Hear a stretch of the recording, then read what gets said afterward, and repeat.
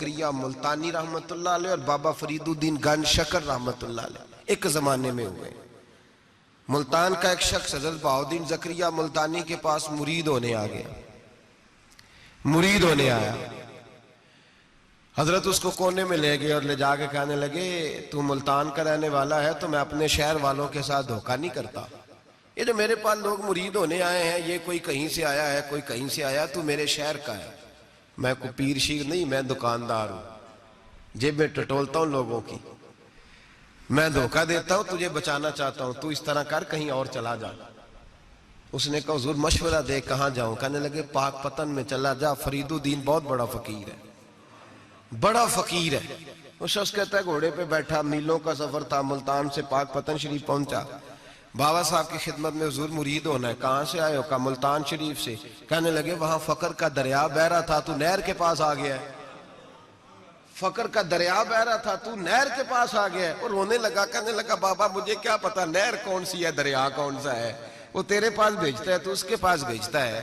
میرے بھائی پرانے لوگوں کو تو اپنے اندر کوتاہی نظر آتی تھی، سامنے والے کے اندر خوبی دکھائی دیتی۔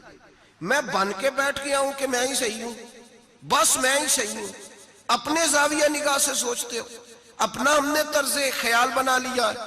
سوچ کی صفائی، سوچ کی پاکیزگی، دنیا میں وہ بندہ اچھا نہیں ہوتا جو صرف اکیلا اچھا ہوتا ہے، اچھا وہ بندہ ہوتا ہے جس کا معاشرہ اچھا ہوتا ہے، اچھا وہ بندہ ہوتا ہے جس کا خاندان اچھا ہوتا ہے، اچھا وہ بندہ ہوتا ہے جس کا حلقہ احباب اچھا ہوتا ہے۔ وہ اکیلا اچھا بن کے بیٹھ گیا تھا صرف میں صحیح ہوں اور کوئی بھی نہیں، تو کس طرح صحیح ہو گیا؟ تو اوپر سے گرا ہے، تو کس طرح ٹھیک؟ تیرا نہ باپ ٹھیک معاذ اللہ، نہ تیرا خاندان ٹھیک، نہ معاشرہ ٹھیک، نہ دوست ٹھیک، نہ پیر ٹھیک، نہ استاد ٹھیک، نہ کوئی سیاستدان ٹھیک، دنیا میں جب کوئی صحیح ہے ہی نہیں تو کہاں سے آ گیا اکیلا صحیح؟ یہ کیسے ممکن؟ یہ کس طرح ہو سکتا ہے؟ یہ انا پرستی ہے، یہ نفس کا دھوکہ ہے، یہ اندر کی کوتاہی ہے جو لوگوں کو بڑا بنا دیتی ہے، پھر اسے لوگ چھوٹے نظر آنے لگتے ہیں۔ یاد رکھیں میرے نبی کریم سید عالم نور مجسم علیہ السلام نے خوبصورت سوچ، اچھی سوچ، پاکیزہ سوچ، صاف ستھری سوچ دی۔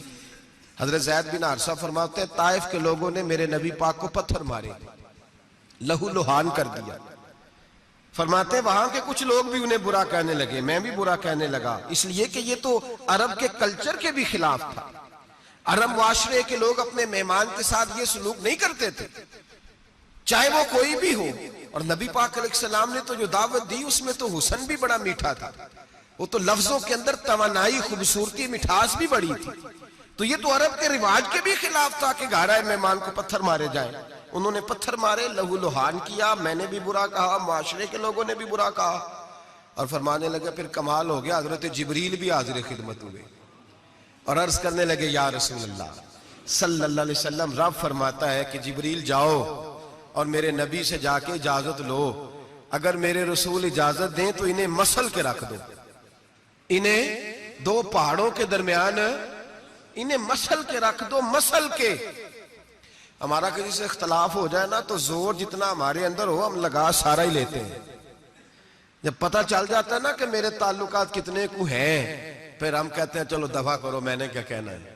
اصل بات پتہ کیا ہوتی ہے کہ انگور کھٹے ہیں، ہاتھ نہیں پہنچتا، ورنہ اختلاف ہو جائے تو دل ہمارا کرتا ہے کہ پیس کے رکھ دیں، لیکن چونکہ اتنی پہنچ نہیں ہوتی تو پھر لوگ واپس آ کے پتہ کیا کہتے ہیں، اور میں نے کہا چلو وہ تو فضول آدمی ہے، میں نے تو نہیں نا اس طرح کا باندھ جانا۔ اصل بات یہ ہوتی ہے کہ انگور ہاتھ نہیں پہنچتا۔ عرض کی یا رسول اللہ صلی اللہ علیہ وسلم، رب کریم فرماتا ہے کہ جبریل جا کے آپ اجازت لیں، اگر حضور آپ کو اجازت دے دیں۔ علماء نے یہاں بڑا خوبصورت جملہ لکھا ہے، اگر آپ سمجھیں تو بڑی خوبصورت بات لکھی ہے علماء کرام۔ علماء کہتے ہیں اہل محبت کے لیے فکرہ ہے، علماء کہتے ہیں جو رب کافر کو سزا دینے کے لیے بھی رسول اللہ سے پوچھتا ہے، کافر کو سزا دینے کے لیے بھی کہتا ہے محبوب اگر تو کہے تو سزا دے دوں، کافر کو سزا دینے کے لیے پوچھتا ہے۔ ہم تو رسول اللہ کے کلمہ پڑھنے والے ہیں، اور جو نبی کافر کے بارے میں کہتے ہیں یا اللہ نہیں انہیں نہیں کہنا، تو محبوب اپنے غلاموں کے بارے میں یہی کہیں گے اللہ کوئی نہیں، بھول گئے تھے، معاف فرما دے، معاف کر دے۔ باریک نقطہ یہاں علماء نے بیان کیا، اس کو سمجھا کریں۔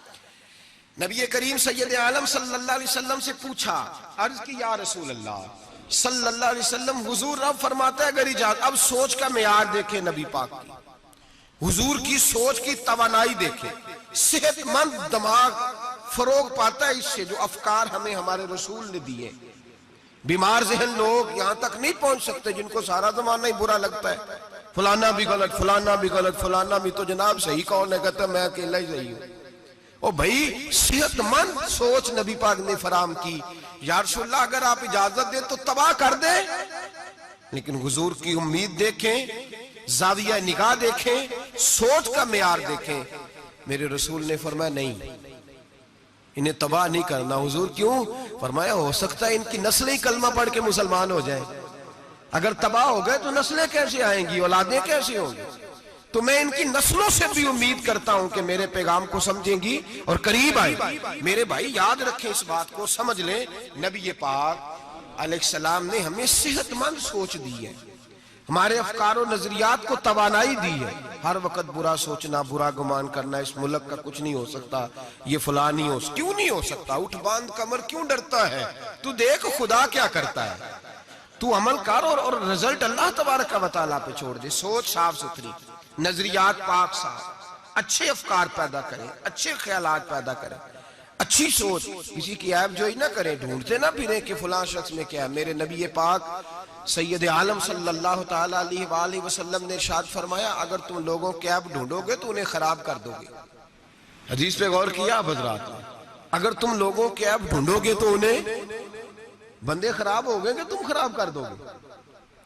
اگر عیب ڈھونڈو گے تو تم انہیں خراب کر دو گے۔ کیا مطلب؟ فرمایا اس لیے کہ تمہاری نظر غلط ہو گئی ہے، اب تم روز نئے سے نئے گناہ کا زاویہ ان کے لیے بناؤ، روز نئی سے نئی بری سوچ جنم لے گی تو تم خراب کر رہے ہو اپنے زاویہ نگاہ کے مطابق۔ اس لیے کسی کے عیب تلاش نہ کرو، کسی کے عیب تلاش ڈھونڈتے نہ پھرو، جاسوسی نہ کرو۔ لوگوں کا معبوم مشغلہ ہے، خوبیاں بیان ہی نہیں کرتے، خامیاں ہی بیان کرتے ہیں، کوتاہیاں ہی بیان کرتے ہیں، کمزوریاں ہی بیان کرتے ہیں۔